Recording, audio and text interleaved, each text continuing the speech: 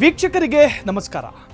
ಈ ಹಿಂದಿನ ವಿಡಿಯೋದಲ್ಲಿ 100 ಹೈಟೆಕ್ ಸಂಚಾರಿ ಆರೋಗ್ಯ ಕೇಂದ್ರಗಳು, ತಾತ್ಕಾಲಿಕ ವಸತಿ ಸಮುಚ್ಚಯಗಳ ನಿರ್ಮಾಣ, ಶ್ರಮಿಕ ವಸತಿ ಶಾಲೆಗಳು, ಕೌಶಲ್ಯ ಕೇಂದ್ರಗಳ ಸ್ಥಾಪನೆ, ಅಂಬೇಡ್ಕರ್ ಸೇವಾ ಕೇಂದ್ರ ಸ್ಥಾಪನೆ, ಇನ್ನು GIS ಮ್ಯಾಪಿಂಗ್ ಹಾಗೂ ನಕಲಿ ಕಾರ್ಮಿಕ ಕಾರ್ಡ್ಗಳ ರದ್ದತಿಗೆ ಕಾರ್ಮಿಕ ಇಲಾಖೆ ಕೈಗೊಂಡ ಕ್ರಮಗಳ ಬಗ್ಗೆ ವಿವರಿಸಿದ್ದೆವು.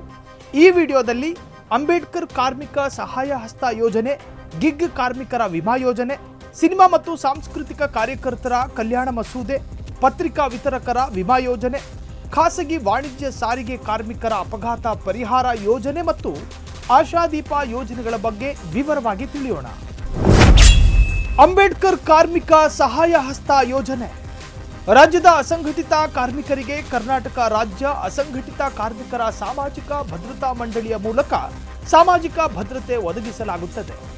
ಇದರಲ್ಲಿ ಮುಖ್ಯವಾದ ಅಂಬೇಡ್ಕರ್ ಕಾರ್ಮಿಕ ಸಹಾಯ ಹಸ್ತ ಯೋಜನೆಯ ಅಡಿ ಈ ಕೆಳಕಂಡ ಕಾರ್ಯಕ್ರಮಗಳನ್ನು ಜಾರಿಗೊಳಿಸಲಾಗುತ್ತದೆ. ಸ್ಮಾರ್ಟ್ ಕಾರ್ಡ್ ವಿತರಣೆ. ಕರ್ನಾಟಕ ರಾಜ್ಯದಲ್ಲಿ ಪ್ರಸ್ತುತ ವಿವಿಧ 91 ವರ್ಗದವರನ್ನ ಅಸಂಘಟಿತ ಕಾರ್ಮಿಕರು ಎಂದು ಗುರುತಿಸಲಾಗಿದ್ದು, ಇವರ ಪೈಕಿ ಹಿಂದುಳಿದ ವರ್ಗಗಳ ಪ್ರವರ್ಗ 1 ಮತ್ತು 2A, 3A ಮತ್ತು 3Bಗೆ ಸೇರಿದ ಪಾರಂಪರಿಕ ವೃತ್ತಿಯಲ್ಲಿ ತೊಡಗಿರುವ ಕಾರ್ಮಿಕರು, ಕುಶಲಕರ್ಮಿಗಳು, ಕುಲ ಕಸುಬಿನಲ್ಲಿ ತೊಡಗಿರುವವರು, ಅಲೆಮಾರಿ ಹಾಗೂ ಅರೆ ಅಲೆಮಾರಿ ಪಂಗಡದ ಕಾರ್ಮಿಕರು ಇದ್ದಾರೆ. ಯೋಜನೆಯ ಸೌಲಭ್ಯಗಳು. ಅಪಘಾತ ಪರಿಹಾರ ಸೌಲಭ್ಯ. ಅಪಘಾತದಿಂದ ಮರಣ ಹೊಂದಿದ್ರೆ ಅವರ ನಾಮನಿರ್ದೇಶಿತರಿಗೆ 1 ಲಕ್ಷ ಪರಿಹಾರ. ಅಪಘಾತದಿಂದ ಶಾಶ್ವತ ಭಾಗಶಃ ದುರ್ಬಲತೆಯಾದರೆ 1 ಲಕ್ಷದವರೆಗೆ ಪರಿಹಾರ, ಶೇಕಡವಾರು ದುರ್ಬಲತೆ ಆಧಾರದ ಮೇಲೆ. ಆಸ್ಪತ್ರೆ ವೆಚ್ಚ ಮರುಪಾವತಿ 50,000 ರೂಪಾಯಿಗಳವರೆಗೆ.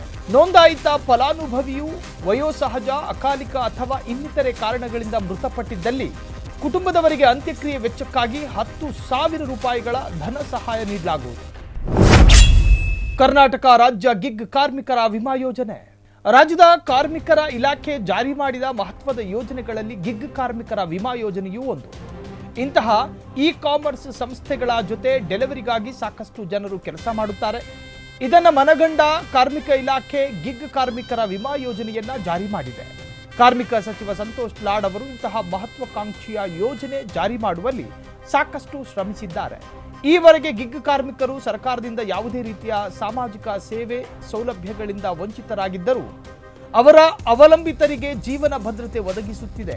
ಒಂದು ವೇಳೆ ಗಿಗ್ ಕಾರ್ಮಿಕರು ಮೃತಪಟ್ಟರೆ ಅಥವಾ ತೀವ್ರ ಸಂಕಷ್ಟಕ್ಕೆ ಒಳಗಾದರೆ ವಿಮಾ ಸೌಲಭ್ಯ ಆಧಾರವಾಗಲಿದೆ. ಇಡೀ ದೇಶದಲ್ಲಿ ಮೊದಲ ಬಾರಿಗೆ ಇಂತಹ ವಿಮಾ ಯೋಜನೆಯನ್ನ ಜಾರಿ ಮಾಡಿದ ಕೀರ್ತಿ ಕರ್ನಾಟಕ ಸರ್ಕಾರಕ್ಕೆ ಸಲ್ಲುತ್ತದೆ. ಸ್ವಿಗ್ಗಿ, ಜೊಮ್ಯಾಟೊ, ಬ್ಲಿಂಕಿಟ್, ಡಾಮಿನೋಸ್ ಮುಂತಾದ ಸಂಸ್ಥೆಗಳಲ್ಲಿ ಆಹಾರ ಪದಾರ್ಥಗಳನ್ನು ಗ್ರಾಹಕರಿಗೆ ಪೂರೈಸುವ ಗಿಗ್ ಕಾರ್ಮಿಕರು ಅಮೆಜಾನ್, ಫ್ಲಿಪ್ಕಾರ್ಟ್, ಬಿಗ್ ಬಾಸ್ಕೆಟ್, ಪೋರ್ಟರ್ ಮುಂತಾದ ಸಂಸ್ಥೆಗಳಲ್ಲಿ ಡೆಲಿವರಿ ಕೆಲಸ ಮಾಡುವ ಎಲ್ಲ ಅಸಂಘಟಿತ ಕಾರ್ಮಿಕರು ಈ ವಿಮಾ ಸೌಲಭ್ಯ ಪಡೆಯಬಹುದು. ಯೋಜನೆಯ ಸೌಲಭ್ಯಗಳೇನು? ಜೀವ ವಿಮೆ. ಫಲಾನುಭವಿಯ ಮರಣದ ನಂತರ ಕಾನೂನುಬದ್ಧ ವಾರಸುದಾರರಿಗೆ ರೂಪಾಯಿ 2 ಲಕ್ಷದ ಜೀವ ವಿಮೆ ಪರಿಹಾರ, ಅಪಘಾತ ವಿಮಾ ಸೌಲಭ್ಯ. ಮರಣ ಪ್ರಕರಣದಲ್ಲಿ 2 ಲಕ್ಷದ ಅಪಘಾತ ವಿಮಾ ಪರಿಹಾರ ಹಾಗೂ ರೂಪಾಯಿ 2 ಲಕ್ಷದ ಜೀವ ವಿಮಾ ಪರಿಹಾರ ಸೇರಿ ಒಟ್ಟು 4 ಲಕ್ಷಗಳ ಪರಿಹಾರ. ಸಂಪೂರ್ಣ, ಶಾಶ್ವತ, ಭಾಗಶಃ ದುರ್ಬಲತೆ ಪರಿಹಾರ, ಶೇಕಡವಾರು ದುರ್ಬಲತೆ ಆಧಾರದ ಮೇಲೆ 2 ಲಕ್ಷ ಪರಿಹಾರ. ಆಸ್ಪತ್ರೆ ವೆಚ್ಚ ಮರುಪಾವತಿ ರೂಪಾಯಿ 1 ಲಕ್ಷದವರೆಗೆ ನೀಡಲಾಗುತ್ತದೆ. ವಿಧೇಯಕಕ್ಕೆ ಅನುಮೋದನೆ. ಗಿಗ್ ಕಾರ್ಮಿಕರಿಗೆ ಪ್ರತ್ಯೇಕವಾದ ಗಿಗ್ ಕಾರ್ಮಿಕ ಕಲ್ಯಾಣ ಮಂಡಳಿ ರಚನೆಗೆ ಅನುಕೂಲವಾಗುವ ಕರ್ನಾಟಕ ವೇದಿಕೆ ಆಧಾರಿತ ಗಿಗ್ ಕಾರ್ಮಿಕರ ಸಾಮಾಜಿಕ ಭದ್ರತೆ ಮತ್ತು ಕ್ಷೇಮಾಭಿವೃದ್ಧಿ ವಿಧೇಯಕಕ್ಕೆ ವಿಧಾನಮಂಡಲದ ಉಭಯ ಸದನಗಳು ಅನುಮೋದನೆ ನೀಡಿವೆ. ಮಸೂದೆಯು ಕಾಯ್ದೆಯಾಗುವ ಹಾದಿಯಲ್ಲಿದ್ದು, ಇದರಿಂದ ಗಿಗ್ ಕಾರ್ಮಿಕರಿಗೆ ಸಾಕಷ್ಟು ಅನುಕೂಲವಾಗಲಿದೆ. ಕಾರ್ಮಿಕರ ಆರೋಗ್ಯ, ಭದ್ರತೆ ಮತ್ತು ಕಲ್ಯಾಣವನ್ನು ಗಮನದಲ್ಲಿಟ್ಟುಕೊಂಡು ಈ ಮಂಡಳಿ ರಚಿಸಲಾಗುತ್ತದೆ. ಸಿನಿಮಾ ಹಾಗೂ ಸಾಂಸ್ಕೃತಿಕ ಕಾರ್ಯಕರ್ತರ ವಿಮಾ ಯೋಜನೆ. ಕರ್ನಾಟಕ ರಾಜ್ಯ ಸಿನಿಮಾ ಮತ್ತು ಸಾಂಸ್ಕೃತಿಕ ಕಾರ್ಯಕರ್ತರ ಕಲ್ಯಾಣ ಮಸೂದೆ ಮಾನ್ಯ ಕಾರ್ಮಿಕ ಸಚಿವರಾದ ಶ್ರೀ ಸಂತೋಷ್ ಎಸ್ ಲಾಡ್ ಅವರ ನೇತೃತ್ವದಲ್ಲಿ ರೂಪುಗೊಂಡು ವಿಧಾನಮಂಡಲದ 2 ಸದನಗಳಲ್ಲಿ ಅಂಗೀಕಾರವಾಗಿದೆ. ಅಲ್ಲದೆ ರಾಜ್ಯಪಾಲರ ಅನುಮೋದನೆಯನ್ನ ಪಡೆದಿದೆ. ನಿರ್ಲಕ್ಷಿತ ವಲಯದ ಕಾರ್ಯಕರ್ತರನ್ನ ಒಂದು ಕ್ಷೇಮಾಭಿವೃದ್ಧಿ ಮಂಡಳಿಯ ಅಡಿಗೆ ತಂದು ಅವರ ಬದುಕುಗಳಿಗೆ ಹೊಸ ಭರವಸೆ ಮೂಡಿಸುವ ಈ ಪ್ರಯತ್ನ ಇಡೀ ದೇಶದಲ್ಲೇ ಮೊದಲು ಎಂಬುದು ವಿಶೇಷ. ಸಿನಿಮಾ ಮತ್ತು ಸಾಂಸ್ಕೃತಿಕ ರಂಗದಲ್ಲಿ ಕೆಲಸ ಮಾಡುವವರ ಕಲ್ಯಾಣಕ್ಕಾಗಿ ಕ್ಷೇಮಾಭಿವೃದ್ಧಿ ಮಂಡಳಿಯನ್ನು ರಚಿಸಿ ಆ ಮೂಲಕ ಅವರಿಗೆ ಸಾಮಾಜಿಕ ಭದ್ರತೆಯನ್ನು ಒದಗಿಸುವುದು ಈ ಮಸೂದೆಯ ಮುಖ್ಯ ಉದ್ದೇಶ. ರಾಜ್ಯದ ಸರಿಸುಮಾರು 1 ಲಕ್ಷಕ್ಕೂ ಅಧಿಕ ಸಿನಿ ಕಾರ್ಮಿಕರಿಗೆ ಈ ಯೋಜನೆಯಿಂದ ಪ್ರಯೋಜನವಾಗಲಿದೆ. ಪತ್ರಿಕಾ ವಿತರಕ ಕಾರ್ಮಿಕರ ಅಪಘಾತ ಪರಿಹಾರ ಯೋಜನೆ. ರಾಜ್ಯದ ಪತ್ರಿಕಾ ವಿತರಕ ಕಾರ್ಮಿಕರಿಗೆ ಜೀವನ ಭದ್ರತೆ ಒದಗಿಸುವ ನಿಟ್ಟಿನಲ್ಲಿ ಕಾರ್ಮಿಕ ಇಲಾಖೆಯು ಈ ಯೋಜನೆಯನ್ನ ರೂಪಿಸಿ ಅನುಷ್ಠಾನಕ್ಕೆ ತಂದಿದೆ. ಆರ್ಥಿಕವಾಗಿ ಹಿಂದುಳಿದ ಪತ್ರಿಕಾ ಕಾರ್ಮಿಕರು ಅಸಂಘಟಿತರಾಗಿದ್ದು ಇವರಿಗೆ ಈವರೆಗೆ ವಿಮಾ ಯೋಜನೆಗಳು ಇರಲಿಲ್ಲ. ಈ ಯೋಜನೆ ಅಡಿ ದಿನಪತ್ರಿಕೆ ವಿತರಕರಿಗೆ ರೂಪಾಯಿ 2 ಲಕ್ಷ ಅಪಘಾತ ವಿಮೆ, ರೂಪಾಯಿ 1 ಲಕ್ಷದವರೆಗೆ ಅನಾರೋಗ್ಯ ಸಂದರ್ಭದಲ್ಲಿ ಆಸ್ಪತ್ರೆ ವೆಚ್ಚಗಳ ಮರುಪಾವತಿ ನೀಡಲಾಗುತ್ತದೆ. ಈ ಯೋಜನೆ ಸೌಲಭ್ಯ ಪಡೆಯಲು ವಯೋಮಿತಿ 16ರಿಂದ 70 ವರ್ಷದ ಒಳಗಿರಬೇಕು. ಆದಾಯ ತೆರಿಗೆ ಪಾವತಿದಾರರಾಗಿರಬಾರದು. ವಿಶೇಷವಾಗಿ ಇ ಶ್ರಮ್ ಪೋರ್ಟಲ್ನಲ್ಲಿ ನ್ಯೂಸ್ ಪೇಪರ್ ಬಾಯ್ ಎಂಬ ವರ್ಗದಡಿ ನೋಂದಣಿಯಾಗಿರಬೇಕು.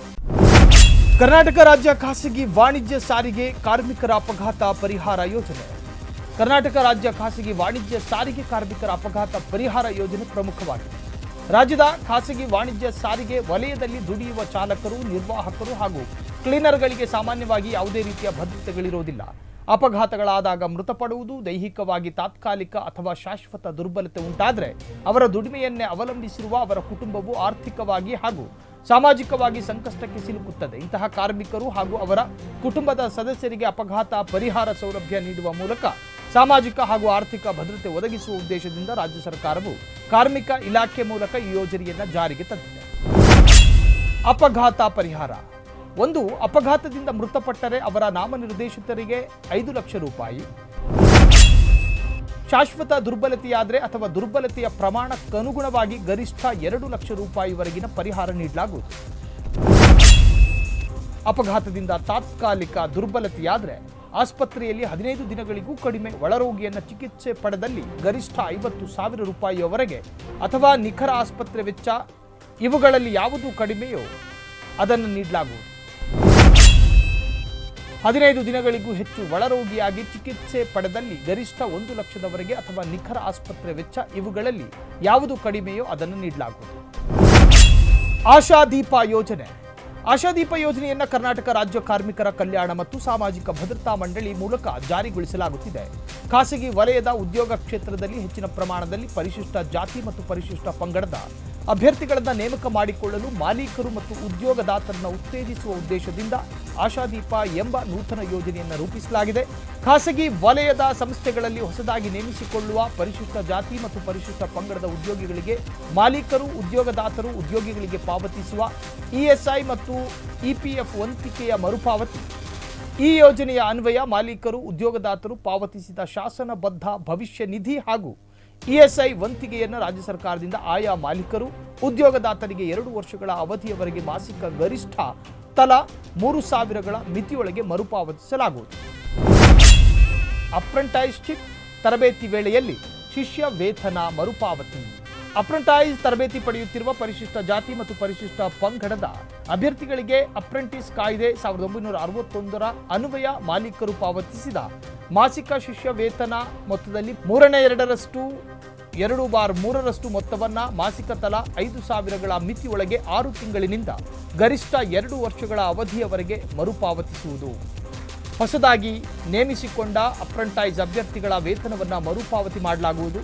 ಅಪ್ರೆಂಟೈಸ್ ತರಬೇತಿ ಪೂರ್ಣಗೊಂಡ ನಂತರ ಅದೇ ಮಾಲೀಕರು ಖಾಯಂ ಹುದ್ದೆಗೆ ಅದೇ ಅಭ್ಯರ್ಥಿಯನ್ನು ಹೊಸದಾಗಿ ನೇಮಕಾತಿ ಮಾಡಿಕೊಂಡಲ್ಲಿ ಮಾಲೀಕರು ಪಾವತಿಸಿದ ಮಾಸಿಕ ವೇತನದಲ್ಲಿ 50% ಮೊತ್ತವನ್ನು ಮಾಸಿಕ ತಲಾ 7,000 ರೂಗಳ ಮಿತಿಯೊಳಗೆ 2 ವರ್ಷಗಳ ಅವಧಿಗೆ ಮರುಪಾವತಿಸಲಾಗುವುದು.